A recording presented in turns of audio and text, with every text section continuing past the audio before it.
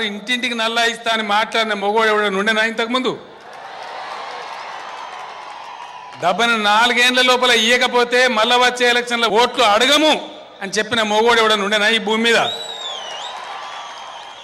లేకుండ్రా మనకు నాయకులు నల్గొండ జిల్లాలో నాతో 200 దొడ్డు నా వెనుక జర పొడుగున నాయకులు ఉన్నారు. మీ దగ్గర ఒక ఆయన ఉత్తమ్ కుమార్ రెడ్డి ఉన్నాడు,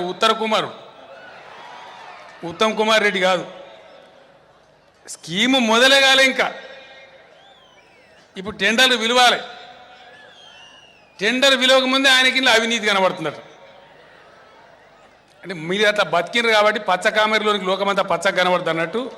ఉత్తమ్ కుమార్ కాదు, ఎంతమంది ఉత్తర కుమారులు వచ్చినా నేను ఒక్కటే మాట మీకు మనవి చేస్తా ఉన్నా, 4 సంవత్సరాల లోపు మీకు 4 పైసలు కూడా ఖర్చు కాకుండా మీ ప్రతి ఇంటికి గవర్నమెంటే డబ్బులు ఖర్చు పెట్టి నల్లా తెచ్చి కృష్ణా గోదావరి నీళ్లు తెచ్చి మా తెలంగాణ ఆడబిడ్డల కాళ్ళు కడుగుతామని కూడా నేను మనవి చేస్తా ఉన్నా.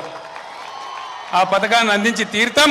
పథకానికి రూపకల్పన చేసినప్పుడు ఈ పైలాన్ ఎక్కడ నిర్మించాలి, ఈ తాగునూరు ఎక్కడ నిర్మించాలి, ఖచ్చితంగా దీన్ని నల్గొండ జిల్లాలోనే నిర్మించాలి, మునుగోడు అసెంబ్లీ నియోజకవర్గంలో నిర్మించాలని చెప్పి నిర్ణయం చేసి ఈరోజు ఇక్కడ దాని శంకుస్థాపన చేసినాం. ఆ గౌరవం నల్లగొండ జిల్లాకే దక్కిందని చెప్పి ఇవాళ 70 ఫీట్ల నిలువెత్తున నిలిచిన ఆ స్తూపం నల్లగొండ జిల్లా కీర్తి పతాకాన్ని రెపరెపలాడిస్తుందని ఈ సందర్భంగా నేను మీకు మనవి చేస్తా ఉన్నాను. 2019 నాటికి దేశంలోనే అత్యంత విద్యుత్ మిగులు రాష్ట్రంగా తెలంగాణను తీర్చిదిద్దడానికి 91,500 కోట్లతో 25,000 మెగావాట్ల విద్యుత్ ఉత్పత్తికి శ్రీకారం చుట్టినాం.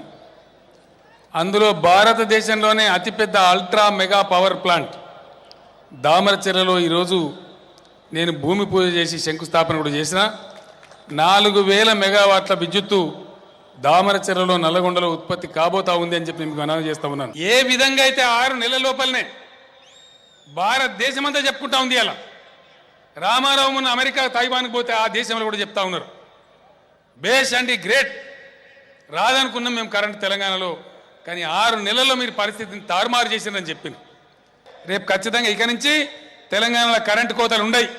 మీరు బేఫికర్ ఉండండి, ఎన్ని పంటలు పండిస్తారో పండియండి.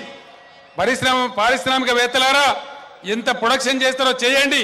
మీకు ఎంత కరెంటు కావడానికి కూడా సప్లై చేయడానికి ప్రభుత్వం సిద్ధంగా ఉంది అని చెప్పి నేను మనవి చేస్తా ఉన్నా. నేను సంతోషంగా ప్రకటిస్తా ఉన్నా, తెలంగాణ రాష్ట్రంలో ఉండే గీత కార్మిక సోదరులందరికీ 5 లక్షల రూపాయల బీమా సదుపాయాన్ని ప్రభుత్వం కల్పిస్తుందని చెప్పి మొత్తం తెలంగాణ రాష్ట్ర గీతా కార్మికులకు ఒక శుభవార్తను ఈ నల్లగొండ వేదిక నుంచి అందిస్తా ఉన్నా అని చెప్పి నేను మనవి చేస్తా ఉన్నా.